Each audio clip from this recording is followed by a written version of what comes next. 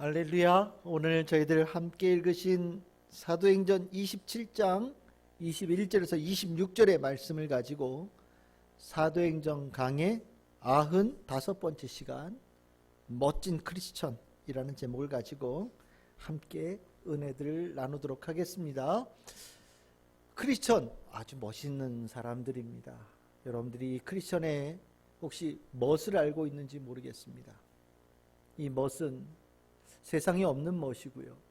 또 세상에 꼭 필요한 멋이고, 이 크리스찬의 멋짐은 단순하게 나를 빛나게 하는 것을 넘어서서 많은 이들에게 유익이 있는 멋짐입니다. 우리가 크리스찬이 이 멋짐에 관한 이야기를 할 때 늘 언제나 구별되어짐과 구분되어짐, 다름에 대한 이야기를 합니다. 그 다름이 있어야 비로소 멋짐이 있는 거거든요. 그 다름이 크리스찬의 정체성이기도 하고요. 그래서 그 다름에 관한 이야기들이 성경에 참 많이 나와 있는데, 오늘 저는 크리스찬의 전체적인 멋에 관한 이야기를 여러분들과 나누고 싶은 생각은 없고요. 오늘 저는 이 본문에 나와 있는 이 바울의 모습 속에서 저는 개인적으로 참 멋있다라는 생각을 가졌거든요. 바울 참 멋있다. 바울 참 귀하다. 참 부럽다. 본받고 싶다. 또 우리 모든 성도들이 이렇게 살았으면 좋겠다. 아니, 살고 있으리라 믿는다. 이런 생각을 갖고 있습니다. 바울, 겉으로 보기에는 그렇게 흠모할 만한 모습이 없을지도 몰라요. 오늘 특별히 배에 타고 있는 바울은 죄수로 로마로 이송되는 사람이거든요. 그런데 겉모습은 죄수고 한없이 별볼 없는 사람이었지만, 정말 그 예수 그리스도의 복음을 전하는 자, 그 사도된 자가 얼마나 특별한지를 가장 힘들 때, 가장 어려울 때 아주 멋지게 보여주었다라고 생각을 합니다. 그래서 오늘 저는 여러분들과 함께 이 본문에 나와 있는 바울의 모습을 이렇게 좀 간단하게 살펴보면서 우리도 이렇게 멋진 모습을 함께 나눕시다 라는 그런 주제를 가지고 오늘 저희들 좀 말씀을 좀 나누려고 합니다. 오늘 저는 제가 본 생각인데, 제가 첫 번째로 이 본문의 말씀에서 바울에게 참 멋있다라고 생각됐던 건 뭐냐면, 모든 사람들이 다 엎드려져 있을 때 우뚝 서는 모습이 있었다라는 겁니다. 쉬운 게 아니거든요. 모든 사람들이 엎드려질 때는 그럴 만한 이유가 있는 거죠. 누가 일어서고 싶지 않겠어요. 다 일어서고 싶습니다. 근데 일어설 수 없어서 엎드려진 거거든요. 그런데 하나님의 사람은요, 이 크리스천들은요, 바로 이때 일어설 수 있는 은혜를 입어요. 또 일어서도록 주님께로부터 힘을 공급받습니다. 그리고 우리가 그 일어섬을 통하여서 낭망되어진 세상 속에 하나님의 뜻을 이루어가는 새 역사를 이루어내는 겁니다. 오늘 우리가 지난주 나누었지만 27장 18절에서 20절에 보시면 이 조난당한 배의 상황을 이야기를 합니다. 풍랑에 이겨보려고 열심히 애썼었는데 정말 방법이 없었다. 이튿날 짐들을 다 버렸다. 재산이 돈 될 만한 것들, 배에 싣고 있던 거 다 버렸다. 그런데도 불구하고 풍랑이 멈추지 않고 계속 배가 침몰의 위기로 가니까 사흘째 되는 날은 배의 기구들, 항해에 도움이 되어지고 배생활에 도움이 될 만한 모든 기구들을 다 바다에다 갖다 버렸다. 그런데 사흘이 지났는데도 풍랑은 멈추지 않고 여러 날 동안 계속해서 별도 보이지 않고 해도 보이지 않는 상황 속에 완전히 낙마하게 되어져서 구원의 여망까지도 사라지는 일이 일어났다라고 얘기를 하고 있습니다. 참 이게 며칠이면 가라앉을 줄 알았는데 여러 날이 지나도 큰 풍랑이 계속 있었다고 하니, 참 이 안에 배 안에 살고 있는 사람들이 얼마나 고생했을지 여러분들 머릿속에 그려질 수 있기를 바랍니다. 이 배가 물이 막 들어오잖아요. 요즘 배들은 배에 펌프가 있어서 물이 들어오면 물을 바깥으로 뽑아냅니다. 근데 옛날 배는 그런 게 없잖아요. 그러니까 이렇게 바깥으로 들어오는 물을 막 열심히 퍼내야 되는 겁니다. 물은 제일 밑에 고이니까 아마 사람들이 쭉 줄을 이어서 바깥까지 해가지고 물을 바깥으로 막 퍼냈을 거예요. 파도가 한번 팍 치면 배 위로 물이 확 들어오니까, 또 비까지 오니까 물이 얼마나 찼겠어요. 짐들을 다 버려도 그 채워지는 물 때문에 배는 정말 점점점 침몰의 위기로 갔을 것이 분명합니다. 파도가 치는 바다에서는 1m도 똑바로 가기가 쉽지 않아요. 이리 쿵 저리 쿵 하면서 가게 됩니다. 그걸 24시간을 내내 한다라고 할 때 여러분들 그 안에 있는 사람들이 정말 죽기보다 더 힘든 상황을 가거든요. 아마 너무 힘들었을 거예요. 더군다나 여러분들 21절에 보시면 이렇게 얘기합니다. 여러 사람이 오래 먹지 못하였다라고 얘기합니다. 물 퍼내려면 기운 내야 되고 그러려면 힘도 써야 될 텐데 먹지를 못하니 다만 쓰러져가지고 아마 포기했을 것 같아요. 물을 퍼내도 물은 내내 늘어나니까 이게 방법이 없는 거죠. 포기한 겁니다. 배에 막 멀미할 때, 풍랑 막 칠 때는 진짜 물 한 모금 먹기가 쉽지 않아요. 물 한 모금이 뭡니까? 우리말로 표현할 때는 진짜 막 속에서 누런 물까지 다 토해낸다라고 얘기할 정도로 옆에 이만한 통 갖다 놓고 계속해서 이렇게 토하면서 있습니다. 막 어떤 친구들은 풍랑 치는 바다에 나가면 막 바다에 빠져 죽는다고 나가는 애들이 있어요. 그래서 배를 풍랑이 치면 바깥에서 끈으로 문을 다 걸어 잠굽니다. 그리고 문에 이제 장교들, 하사관들이 배의 문을 이렇게 지켜요. 풍랑 칠 때는 딱 나가는 길이 장교들이 있는 그 통로 밖으로 나갈 길이 없어요. 배 바깥으로. 그만큼 힘들어요. 거기다 밥까지 못 먹으니 저는 얼마나 고생이었을지 그려집니다. 누구는 요트에서 고기 썰어 먹고 요트에서 잠자는 거 되게 낭만적으로 그리는 사람이 있던데 저는 개인적으로 배 위에서 자는 것, 바다에서 자는 것 저는 하나도 낭만적으로 생각하지 않는 사람 중에 하나입니다. 배에서 먹으면 맛 하나도 없어요. 배에서 자면 개운하지도 않아요. 정말 잤는데도 찌뿌둥하고요. 잔 것 같지도 않고 이게 잔 건지 깬 건지 느낌도 없어요. 정말 그 유럽에 집값이 너무 비싸서 바닷가에다가 보트 이렇게 해가지고 사는 사람들 얘기가 나오던데 진짜 사람은요 육지에 살아야지 바다에 살 게 아닙니다.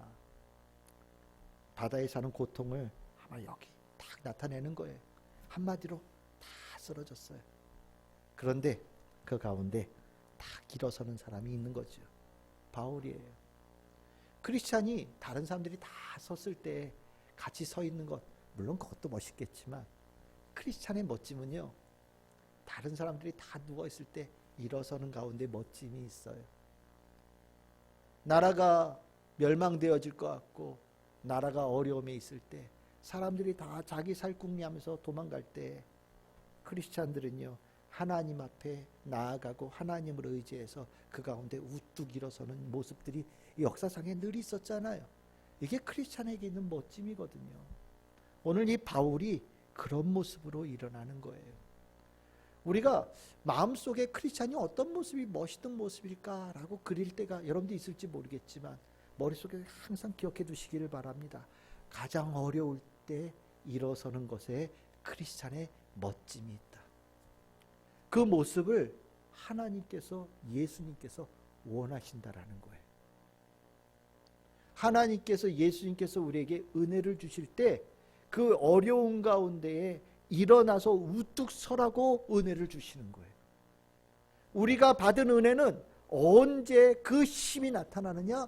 힘들고 어려운 상황 속에서 모든 사람들이 엎드려지고 낭망할 때 우리 안에 하늘로부터 주어진 은혜의 힘이 빛이 나타나는 역사가 일어나는 겁니다.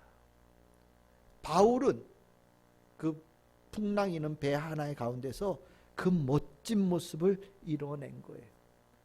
그리고서 그 일어서서 무엇을 했습니까? 오늘 본문 21절에 보시면 이런 얘기를 합니다. 내 말을 듣고 이렇게 떠나지 않았으면 참 좋았을 텐데 이런 얘기를 합니다. 여러분들 이 내 말이라고 하는 말을 오해하지 말고 들으십시오. 이 말은 비아냥거리거나 조롱하는 말이 아니에요. 사도행전에 나오는 바울의 모든 말은 하나님의 말씀이고 예수 그리스도의 복음입니다.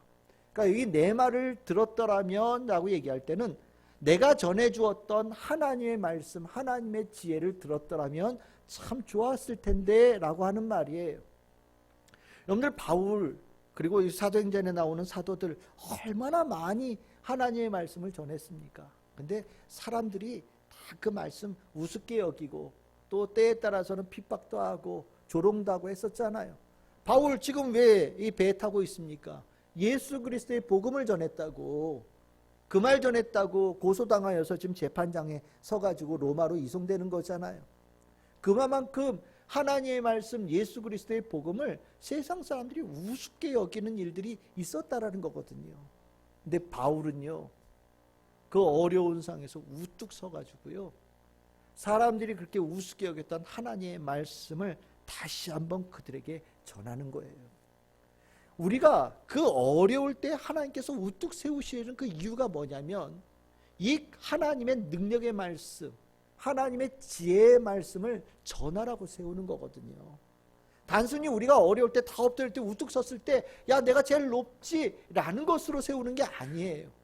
우리가 우뚝 서서 그들이 잃어버리고 우습게 여기고 붙잡지 못했던 하나님의 말씀을 다시 한번 전하면서 그들이 그 말씀을 받아들임을 통하여서 은혜를 입고 다시 살아갈 수 있고 소망을 가질 수 있는 길을 열어주라고 하나님께서 우리를 우뚝 서게 하시고 우리 입에다 하나님의 말씀을 채워주시는 거거든요. 우리 크리스찬의 입에 하나님의 말씀이 없으면 멋있음이 없는 거예요. 우뚝 섰을 때 그 우뚝 섬에 이 말에 내 안에 하나님의 말씀이 담겨 있어야 돼요. 우리가 세상의 사람들이 하는 말들과 그렇게 사람들이 그냥 흔히 하는 말들을 그렇게 나누면서 별로 다르지 않은 말들을 해가면서 같이 섞여 있는 것에 대해서 더 이렇게 멋있게 생각하거나 자연스럽다라고 생각할지 모르겠지만, 크리스찬의 멋있음은요, 남들이 하지 못한 말, 남들이 소중하게 여기지 못했던 그 말, 진리의 말씀을 위기의 상황 속에서 믿음을 가지고 당당하게 선포할 때 비로소 크리스찬의 멋짐이 있다라는 겁니다. 저는 이 바울이 얼마나 큰 용기를 가진 자인가, 이 모습이 얼마나 귀한가, 이게 그려지는 거예요.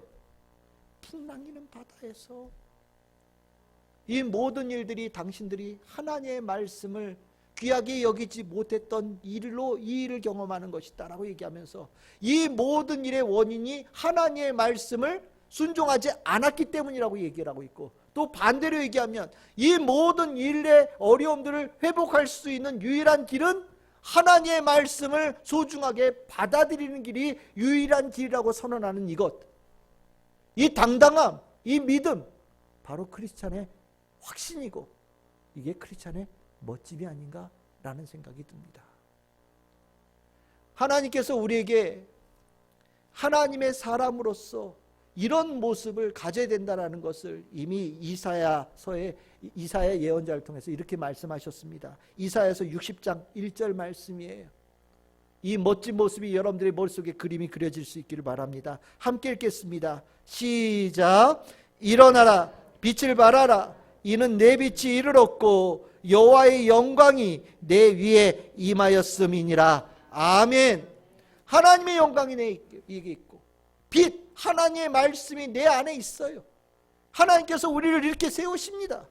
우리 안에 있는 그 말씀의 빛을 내놓으라고요, 전하라고요, 바깥을 향해서 뿜어내라고 우리를 세우시는 거예요. 여러분들이 이 모습 멋있다는 생각 들지 않으십니까? 아무나 할 수 있는 모습이 아니에요. 하나님의 사람만이 할 수 있는 모습이고요, 우리 크리스찬이 가지고 있는 고유의 멋짐입니다. 여러분들 준비하십시오. 분명히 여러분들이 일어나서 그 빛을 발해야 될 때가 옵니다. 우리에게 그 일을 맡기시려고 우리에게 은혜를 부어주시고 은혜를 채워주시고 우리를 은혜를 넘치게 하시는 거예요. 하나님께서 여러분들이 일어나라고 명하실 때 주저하지 말고 일어나시기를 바랍니다. 그리고 내 안에 있는, 내가 믿고 있는, 내가 확신하는 그 영광, 하나님의 영광, 말씀의 빛을 어두운 곳을 향하여 내놓으시기를 바랍니다. 그 모습을 주님께서 기뻐 보시며 하나님께서 그 모습의 영광을 받으시고 하나님께서 그 멋진 성도님들에게 아낌없이 축복하시는 역사가 일어납니다. 오늘 이 바울이 용기를 내서 일어난 이 모습 속에 하나님의 축복이 임하였거든요. 저는 우리 이 모습이 우리 참 즐거운 게 모든 성도들의 멋진 크리스찬의 모습이 될 수 있기를 소망합니다. 제가 또 이 바울, 이 배 안에서 바울이 가졌던 멋진 모습이 무엇이냐? 구원의 이 열망을 가지고 있는 이 모습 보면서 야, 참 멋있다. 이게 바로 크리스찬의 멋짐이구나 라는 생각을 가졌어요. 제가 이게 남자다 보니까 여러분들 그냥 남자에 관한 얘기 오해하지 말고 그냥 들어주시기를 바랍니다. 가장 멋있는 사람, 여성이 바라보았을 때 가장 멋진 남성의 상을 우리는 이 단어를 가지고 얘기를 할 때가 있습니다. 그게 뭐냐면 백마탄 왕자입니다. 그림 한번 보실까요? 이런 모습이죠. 백마, 크죠. 멋있는 갈기가 쫙 흩날리고 잘 생겼습니다. 더군다나 백마탄 왕자는 옆에 꼭 칼을 하나 꽂아야 돼요. 칼 하나를 휘두르든지. 늠름하고요, 용감하고, 더군다나 그냥 신분이 아니죠. 왕자예요. 왕자. 신분이 달라요. 일종의 하나의 로망입니다. 이 안에 멋있음이라고 하는 모든 것들을 다 축약시켜서 넣어 놓은 거예요. 여러분들도 이 모습 멋있다는 생각이 드시죠? 뭐 연예인들 좋아하는 사람은 자기가 좋아하는 연예인들 늘 언제나 합성해서 이 백마탄 왕자에다가 자기 좋아하는 연예인 얼굴 이렇게 합성해서 넣습니다. 자기 머릿속에는 가장 멋있는 모습이 이런, 사랑하는 사람의 모습이 이런 모습이거든요. 그런데요, 예수님께서 예루살렘에 입성하실 때 모습은 완전히 달랐죠. 그림 한번 보실까요? 바로 이 모습입니다. 어떤 모습입니까? 나귀 새끼를 타시고 예루살렘에 들어가십니다. 아까 백마는 이만큼 컸는데 나귀는 조그만해요. 여기 보시다시피 나귀보다 예수님이 훨씬 더 큰 것 같아요. 우린 볼 때 야, 뭐 저 나귀 타고 뭘 할 수 있겠어? 라는 생각이 들 정도입니다. 예수님이 허리에 긴 칼 찼나요? 없습니다. 뭐 신분을 상징할 만한 비싼 옷을 걸치셨습니까? 그런 거 없지요. 뭐 값비싼 장신구 두르셨습니까? 그런 거 없습니다. 뭐 누군가를 힘으로 완전히 굴복시킬 만한 그런 모습이 보입니까? 없습니다. 아마 예루살렘에 예수님께서 오신다고 할 때 많은 사람들은 그 백마탄 왕자처럼 멋있고 힘있고 힘으로 대적들을 굴복시킬 수 있는 그런 모습을 기대했을 거예요. 근데 예수님께서는요, 정반대의 모습으로 예루살렘에 들어가신 겁니다. 그러면 왜 예수님께서는 이런 모습으로 예루살렘에 들어가셨을까요? 바로 이 모습에 구원의 역사가 있기 때문이죠. 구원은 칼로 무찌르고 압제하고 뭐 멋있는 모습을 가지고 구원을 이루는 게 아니잖아요. 구원은 뭡니까? 예수님께서 우리를 섬기시는 거고요. 예수님께서 우리를 사랑하여 주시는 거고요. 한없이 겸손한 모습으로 우리의 죄를 감쓰시고 대신 대속하신 모습으로 우리가 구원의 은혜를 입는 거잖아요. 사람들이 보기에는 다른 사람에게 군림하는 모습이 멋있다고 보일지 모르겠지만 예수님에게는 구원이라는 것보다 더 중요한 게 없어요.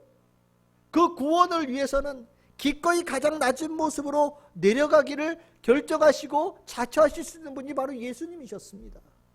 예수님의 마음속에는 구원 외에는 다른 것이 없었어요. 구원을 위해서 오셨고 구원을 이루기 위해서 모든 것을 내놓으신 분이 바로 예수님이십니다. 그래서 요한복음 3장 17절에는 예수님께서 이렇게 말씀하시지요. 하나님이 그 아들을 세상에 보내신 것은 세상을 심판하려 하심이 아니요 그로 말미암아 세상이 구원을 받게 하려 하심이라. 그렇죠. 그리고 또 12장 47절, 요한복음 12장 47절에 이렇게 말씀하고 계십니다. 사람이 내 말을 듣고 지키지 아니할지라도 내가 그를 심판하지 아니하노라. 내가 온 것은 심판하려 함이 아니요 세상을 구원하려 함이로라. 예수님의 뜻이 구원에 있었다라는 겁니다. 무엇을 얘기할까요? 구원을 열망하고 구원을 이뤄가는 모습이 가장 예수님의 모습이었고요. 그 모습에 크리스찬의 멋짐이 있다라는 겁니다. 우리가 뭐 돈 많은 거 자랑도 하고 세상에 지위가 높은 것도 자랑하고 내가 성취한 것도 자랑할 때가 있지만, 크리스찬에게 있어서의 자랑은요, 구원에 대한 열망이 진짜 크리스찬의 자랑이고 멋짐의 모습이에요. 오늘 바울이 바다에서 얘기를 할 때 27장 22절에 이렇게 얘기합니다. 내가 너희에게 권하노니? 라고 얘기를 해요. 권하노니. 근데 이 권한다는 말이 그 앞에도 한 번 더 있었죠. 27장 9절입니다. 그 미항이 겨우 들어가서 있었는데 겨울 나자고 할 때 바울은 그렇게 권했었죠. 하지만 말 안 듣고 베닉스 항구로 가다가 지금 풍랑 맞아서 고생하는 거잖아요. 바울이 그때 권했었어요. 왜 권했을까요? 바울 자기가 고생할까 봐? 아니에요. 그때 권할 때 뭐라고 그러냐면, 너희들 지금 이 떠나면 너희들 가진 거 모든 거 다 깨진다. 너희들 가진 모든 소유물 다 잃어버린다. 그러니까 가지 말라는 겁니다. 바울은요, 그 배에 함께 타고 있는 사람들을 위해서 권한 거예요. 그런데 안 들었던 겁니다. 정말 사랑하는 마음으로 권했는데 안 들었어요. 그러면 우리 보통 마음은 어떻습니까? 내가 그때 말하는 거 안 들어서 지금 이 꼴 당하는 거야. 너희들 그 니들 책임이야. 니들 알아서 해. 아마 그렇게 얘기하실지 몰라요. 다시는 내가 너희들에게 무슨 얘기 하나 봐라, 이렇게 얘기할지도 모르겠습니다. 하지만 바울은 달랐어요. 9절에 권했는데 안 들었던 이 사람들을 그 풍랑치는 배 앞에서 똑같은 일을 또 하고 있는 거예요. 22절에 뭐라고 얘기해요? 내가 너희들을 권하노니? 라고 얘기하는 거예요. 이 권한다라는 이것을 거듭하는 겁니다. 왜 그랬을까요? 진짜 그들이요, 이 하나님의 말씀, 하나님의 인도하심의 말씀을 들어서 구원받기를 정말 진심으로 원했기 때문이에요. 그때는 자신들이 평안해서 하나님의 말씀을 전할 때 듣지 않았던 겁니다. 그런데 지금은 어때요? 풍랑이는 바다에 있잖아요. 고생하고 있잖아요. 바울이 보았을 때 그들의 귀가 열리고 마음이 열릴 수 있는 기회라고 본 겁니다. 그래서 앞에 들었든 안 들었든 상관없어요. 다시 한번 권하는 겁니다. 지금 내 말을 들어서 구원을 받으라는 거예요. 이처럼 바울은요, 정말 자신이 가지고 있는 모든 기회를 복음을 전하는 데 사용한 사람이거든요. 우리가 일전에 봤었죠. 성전에 들어가다가 사람들에게 잡혀서 온몸이 찢기고 죽음의 직전까지 갔던 바울이 겨우 천부장에서 이렇게 끌려가지고 올라가다가 그 계단 위에 올라서서 자기를 그 때렸던 사람들을 향하여서 복음을 전하는 기회를 잡았던 거. 바울이 이 복음을 전하여서 구원하고자 하는 열망이 가득한 사람이었어요. 이게 진짜 크리스찬의 멋짐이라는 겁니다. 이거 없으면 크리스찬이 아니에요. 이 권할 때 권하는 내용이 뭡니까? 22절 그 뒤에 나오지요. 뭐라고 나옵니까? 이제는 안심하라. 이제는 안심하라. 이 안심하라는 말이 25절에도 나오거든요. 이 안심하라는 말이 헬라어로 유디메오라고 하는 말인데, 이 말이 신약 성경에 3번 나와요. 3번 나오는데 22절, 오늘 읽었던 27장 22절, 25절 나오는 거 빼고 딱 한 군데 더 나오는 데가 있는데, 그게 야고보서 5장 13절입니다. 근데 이 5장 13절에서 이 안심하라는 말이 무엇인지 느낌이 옵니다. 야고보서 5장 13절에는 이렇게 되어 있습니다. 너희 중에 고난당하는 자가 있느냐? 그는 기도할 것이요. 즐거워하는 자가 있느냐? 그는 찬송할지로다. 아멘. 여기에 아까 그 안심하라라고, 유디메오라는 단어와 그 같은 단어가 뭐냐면 즐거워하다라는 단어입니다.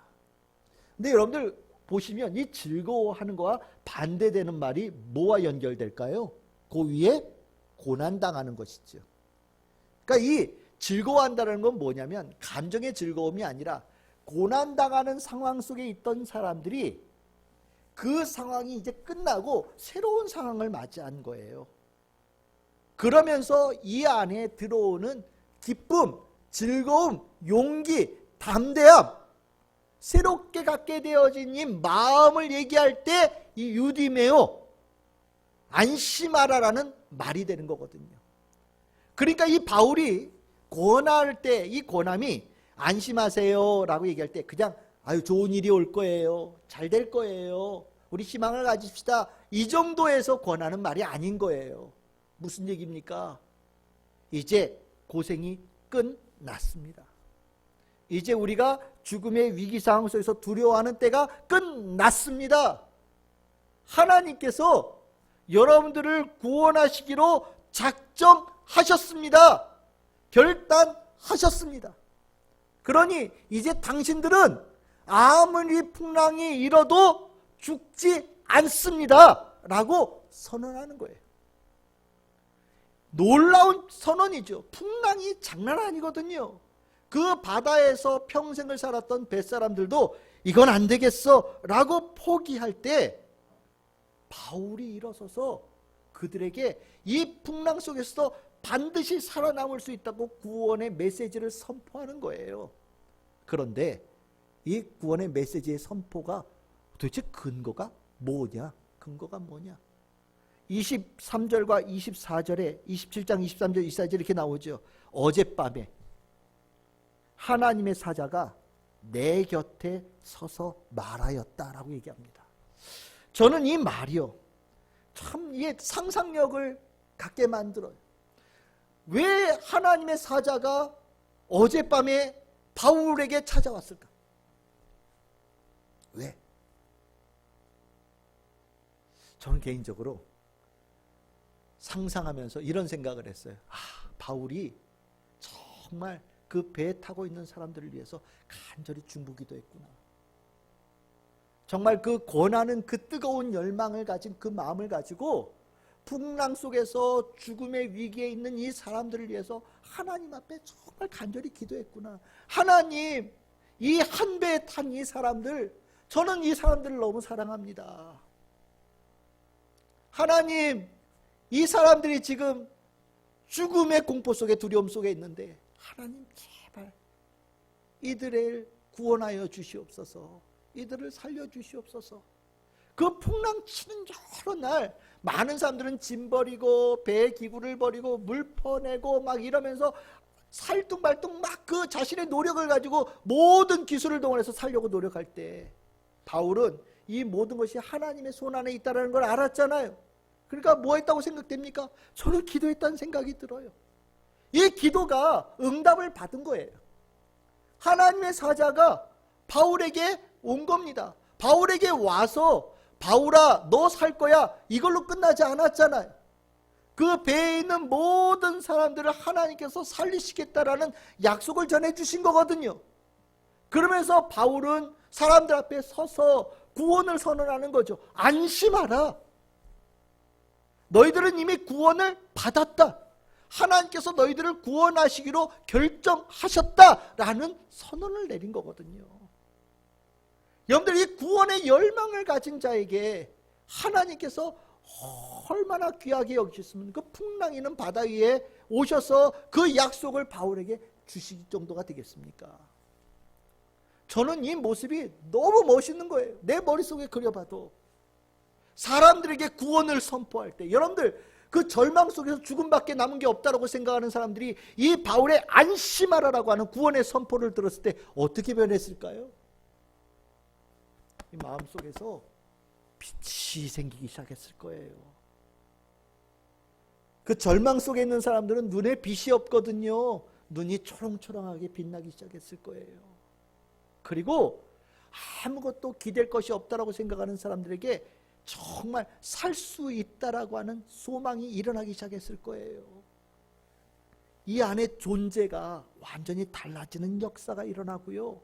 그 안심하라라고 하는 말 한마디에 그 배에 있던 모든 사람들에게 완전히 삶의 근원이 변하는 역사가 일어났다고 저는 생각이 됩니다.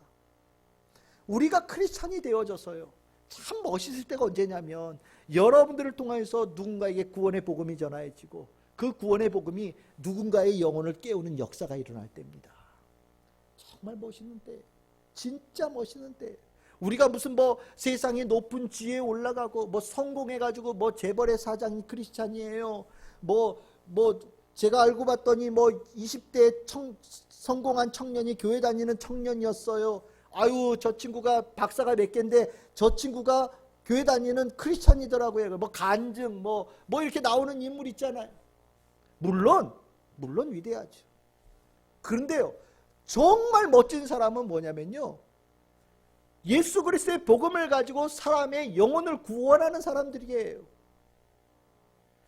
뭐 크리스찬대 높은 뭐 큰 회사의 사장 된 게 중요한 게 아니죠. 그 사장 되어져서 하나님께 주시는 그 높은 자리에서 정말 영혼을 살리는데 얼마나 이 사람이 헌신했냐, 이게 중요한 거죠. 하나님께 주신 지식이 충만하다. 그러면 그 지식을 가지고 하나님의 복음을 전하고 사람들을 구원하는데 얼마나 하나님께 주신 지식과 지혜를 사용했느냐, 이게 중요한 거 아니겠습니까? 하나님께서 내가 살아가는 터전, 이 터전을 통하여서 내가 하나님의 복음을 전하는 자로 살아가는 것이 얼마나 진실되었는가, 이게 중요한 거죠. 이게 멋진 거예요. 돈이 많은 게 멋진 게 아니고, 세상에 큰 회사의 사장 된 게 중요한 게 아니고, 뭐 국회의원 돼가지고 그런데 알고 봤더니 교회 다니는 사람입니다, 이렇게 뭐 이런 게 중요한 게 아니고, 크리스찬의 멋짐은요, 복음을 전하고 구원을 이루어갈 때 멋짐이 있는 거거든요. 이거 놓치면 멋이 없어요. 이거 놓치면 이건 아무런 크리스찬의 멋짐이 사라지는 거예요.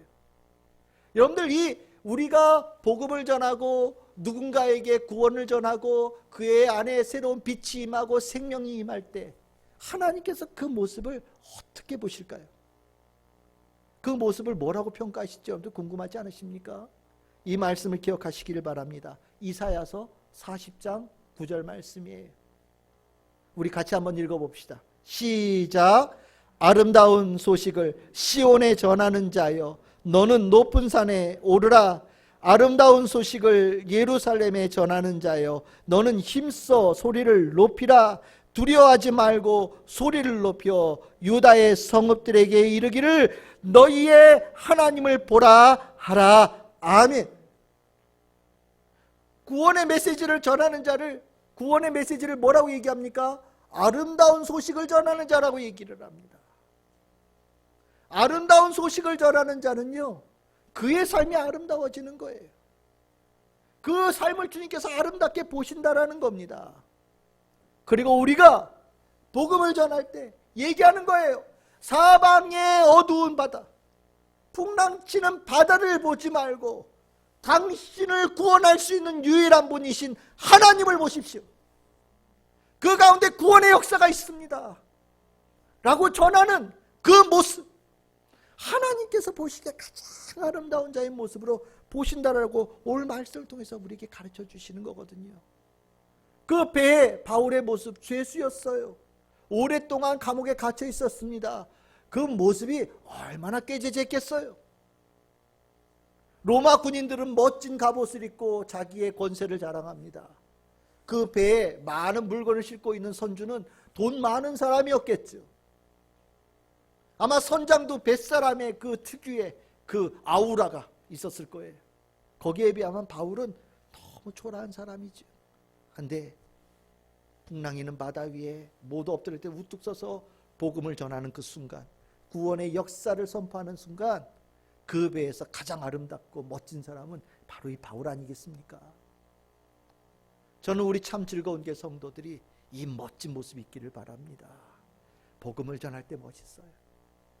바울의 모습이었고 우리 성도들이 가져야 될 모습입니다. 제가 이 바울의 모습에서 세 번째로 바울에게 멋진 모습을 본 게 무엇이냐, 참 이 바울 자체가 누군가에게 복을 주는 사람이라는 겁니다. 여러분들, 하나님의 사람은요, 축복의 통로라는 얘기 많이 합니다. 축복의 통로다. 그로 인하여서 많은 사람이 은총을 입는다 라고 얘기를 하죠. 왜 그럴까요? 하나님의 사람은 하나님의 일을 수행해가는 사람이거든요. 사명감을 가지고요. 그러면 그 하나님께서 그 사명을 수행하는 사람을 얼마나 사랑하시는지를 몰라요. 그 하나님의 일을 수행할 때 겉모습으로는요, 별 볼 일 없어 보일 수도 있어요. 꾀죄죄 보일 수도 있고 돈 없어 보일 수도 있어요. 하지만 하나님의 일을 하는 사람을 하나님은 늘 언제나 가장 소중하게 보시거든요.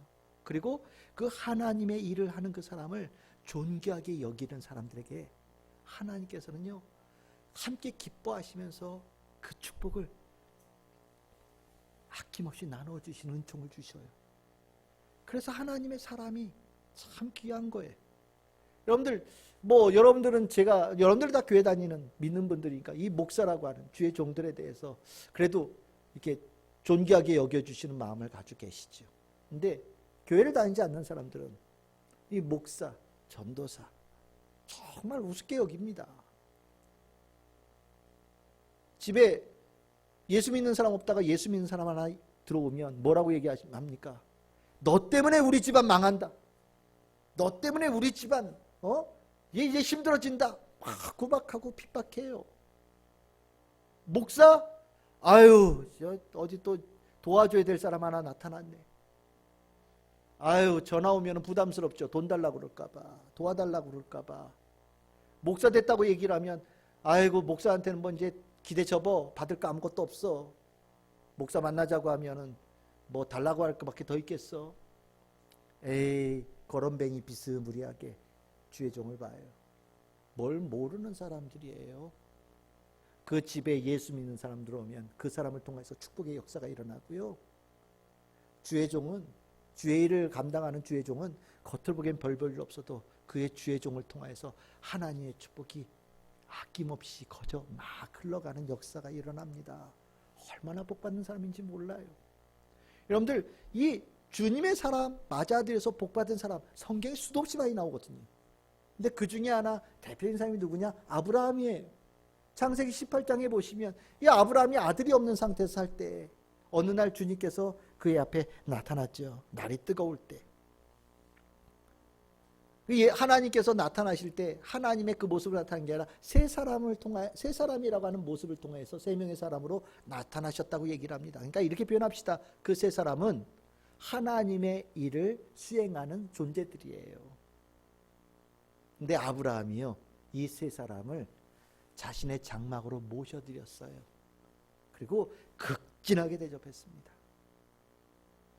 발도 씻고 물도 드시고 먹을 것도 드시고 피곤한 여행길이니까 좀 쉬시기도 하시면서 다음번에 하나님의 일을 수행하러 가는 그 길에 힘을 얻으실 수 있으면 좋겠습니다. 제발 오셔서 제가 그렇게 당신들을 접대할 수 있는 기회를 주십시오 라고 간청을 했더니 5절에 보면 내 말대로 하리라 그러면서 이 세 사람이 다윗의 장막 안으로 들어갔어요.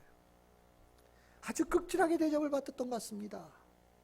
그리고 나서 이 세 사람으로 인하여서, 아브라함에게 주목하지 마십시오. 이 세 사람이 중요한 거예요.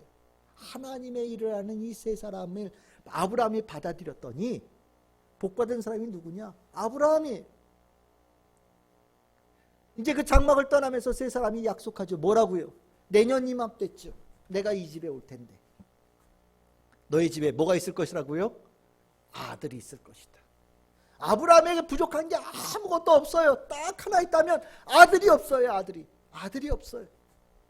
그런데 그 하나님의 일을 하는 세 사람을 극진하게 모셔드렸더니 그 하나님의 일을 하는 사람의 축복이 아브라함에게로 그냥 들어옵니다. 하나님의 일을 하는 사람을 통해서 일어나는 축복의 역사지요.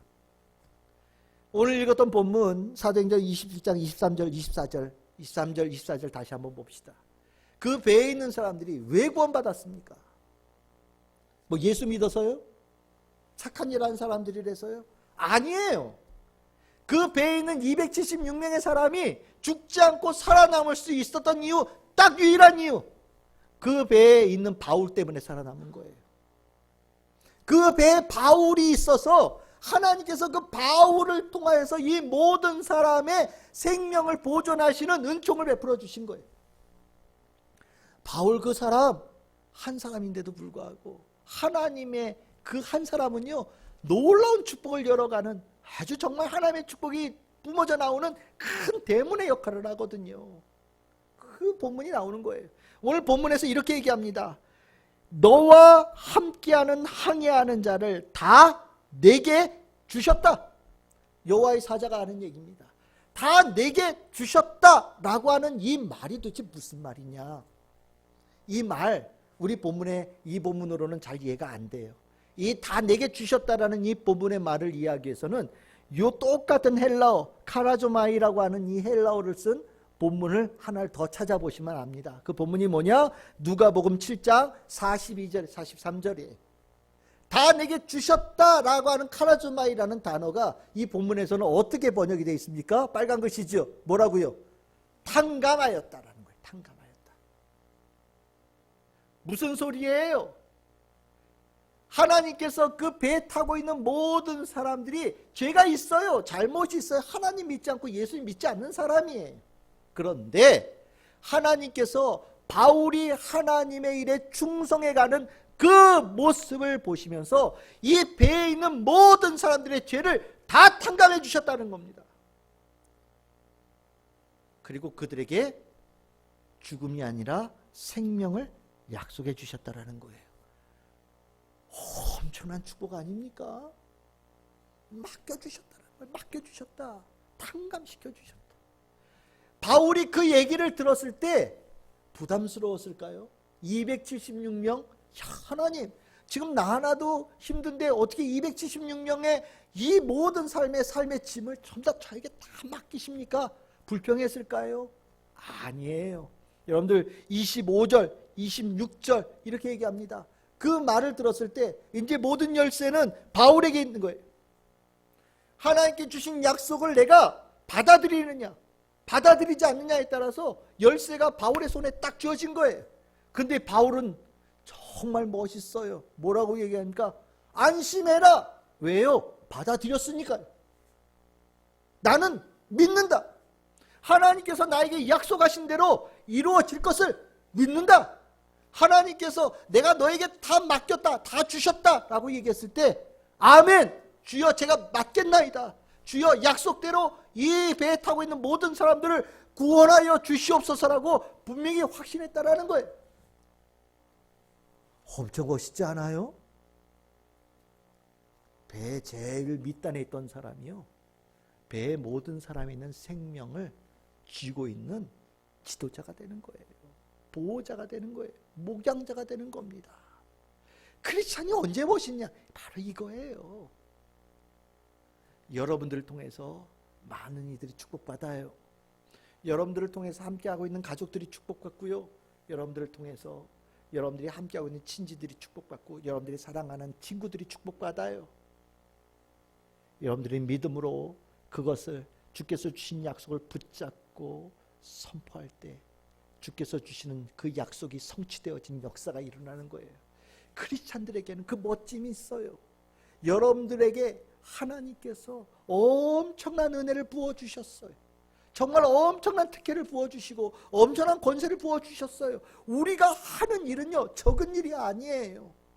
사람들이 볼 때는 별 볼 일 없어 보이는 사람이라고 생각할지 몰라도 우리는요, 우리를 통하여서 하나님의 축복이 거저 흘러가는, 거저 뻗어져가는 아주 중요한 통로가 되어지고요. 그 일을 할 때 우리 안에 크리스찬의 멋짐이 폭발하는 겁니다.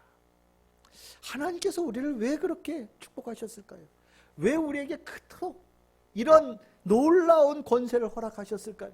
그것은요, 하나님께서 우리를 보시는 눈이 얼마나 사랑이 충만한지를 여러분들이 깨닫는다면 여러분들 느껴지실 거란 생각이 듭니다. 이 말씀 기억하시기를 바랍니다. 스바냐서 3장 17절입니다.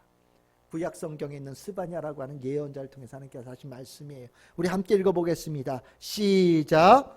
너의 하나님 여호와가 너희 가운데에 계시니 그는 구원을 베푸실 전능자시시라. 그가 너로 말미암아 기쁨을 이기지 못하시며 너를 잠잠히 사랑하시며 너로 말미암아 즐거이 부르며 기뻐하시리라 하리라. 아멘. 하나님께서 왜 우리에게 그런 권세를 주셨냐? 우리를 너무 사랑하셔서요. 우리를 볼 때마다 하나님께서 너무 기뻐서 이 기쁨을 주체할 수도 없고, 하나님께서 우리를 사랑하심이 끝이 없이 늘 흘러가고, 하나님께서 우리를 사랑하셔서 늘 언제나 콧노래가 울려 퍼지고, 이 하나님이 이 안에 품으신 기쁨이요 충만하게 역사하기 때문에 하나님께서 가지고 계신 모든 축복을 우리에게 아낌없이 부어주시는 은총을 주신다라는 거예요. 여러분들이 그런 사람들이에요. 하나님께 엄청난 사랑을 받고 있는 사람들입니다. 그 받은 사랑은요, 다른 사람에게 축복이 되어져요. 그 축복이 전하여질 때 크리스찬의 진짜 멋짐이 나타나는 거예요. 여러분들이 누굴 만나든 어디에 가든 어떤 일을 하든 여러분들은 하나님의 축복을 전하는 사람들입니다. 하나님께서 여러분들을 사랑하셔서 그 역사를 이루시는 분들이에요. 그 멋짐을 마음속에 분명히 그리시기를 바랍니다. 오늘 나를 만나는 자, 내가 함께하는 자들에게 하나님의 축복이 전하여지기를 소망합니다.